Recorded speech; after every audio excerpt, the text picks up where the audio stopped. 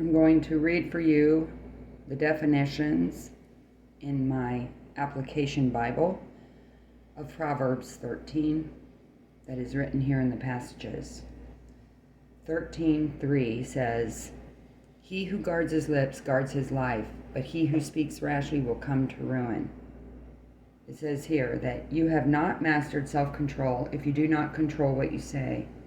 Words can cut and destroy.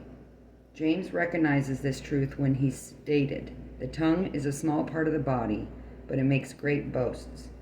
If you want to be self-controlled, begin with your tongue. Stop and think before you react or speak. If you can control this small but powerful member, you can control the rest of your body. It goes on to 13:6. "Righteousness guards the man of integrity, but wickedness overthrows the sinner." It says here, in relation to that passage, living right is like posting a guard for your life. Every choice for good sets into motion other opportunities for good. Evil choices follow the same pattern, but in the opposite direction. Each decision you make to obey God's word will bring a greater sense of order to your life, while each decision to disobey will bring confusion and destruction. The right choices you make reflect your integrity. Obedience brings the greatest safety and security. Pretty straightforward, right? The next passage is 13:10. "Pride only breeds quarrels, but wisdom is found in those who take advice." It states here, "I was wrong," or "I need advice," are difficult phrases to utter because they require humility. Pride is an ingredient in every quarrel. It stirs up conflict and divides people. Humility, by contrast, heals. Guard against pride. If you find yourself constantly arguing, examine your life for pride. Be open to the advice of others, ask for help when you need it, and be willing to admit your mistakes. The next passage here says 13:13. "He who scorns instruction will pay for it, but he who respects a command is rewarded." It states here, God created us, knows us, and loves us. It only makes sense, then, to listen to his instruction and do what he says. The Bible is his unfailing word to us. It is like the owner's manual for a car. If you obey God's instructions, you will run right and find his kind of power to live. If you ignore them, you will have breakdowns, accidents, and failures.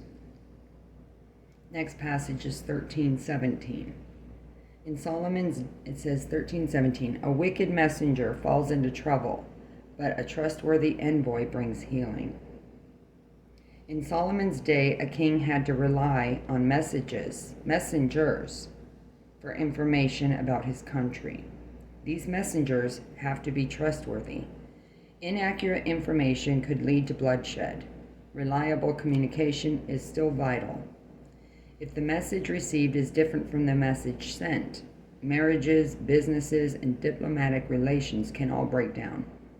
It is important to choose your words well and to avoid reacting until you clearly understand what the other person means. Next verse, 13:19. "A longing fulfilled is sweet to the soul, but fools detest turning from evil." It says here, whether a longing fulfilled is good or bad depends on the nature of the desire.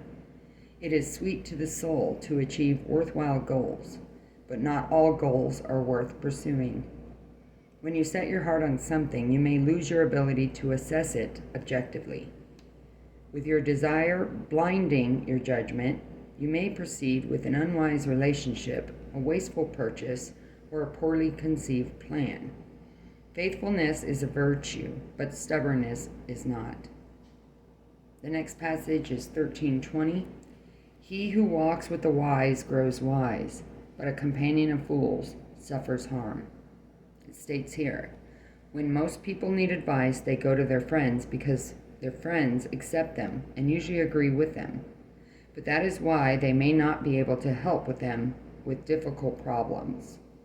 Our friends are so much like us that they may not have any answers we haven't already heard. Instead, we should seek out older and wiser people to advise us. Wise people have experienced a lot of life and have succeeded. They are not afraid to tell the truth. Who are the wise, godly people who can warn you of the pitfalls ahead? The next passage is 13:23. A poor man's field may produce abundant food, but injustice sweeps it away. It says here, the poor are often victims of an unjust society. A poor man's soil may be good, but unjust laws may rob him of his own produce. This proverb does not take poverty lightly or wink at injustice. It simply describes what often occurs. We should do what we can to fight injustice of every sort. Our efforts may seem inadequate, but it is comforting to know that in the end, God's justice will prevail. The next one is 13:24, states, he who spares the rod hates his son, but he who loves him is careful to discipline him. It states here, it is not easy for a loving parent to discipline a child, but it is necessary. The greatest responsibility that God gives parents is the nurture and guidance of their children. Lack of discipline puts parents' love in question because it shows a lack of concern for the character development of their children. Disciplining children averts long-range disaster. Without correction, children grow up with no clear understanding of right and wrong, and with the little direction of their lives. Don't be afraid to discipline your children. It is an act of love. Remember, however, that your efforts cannot make your children wise. They can only encourage your children to seek God's wisdom above all else. That is the description for some of the passages here for Proverbs 13. If you did not hear Proverbs 13, it's in the previous video I just posted. Again, thank you for watching. Like, subscribe, and share if you dare. It's been a long time since I've read from the Bible for you guys. But there's always some information.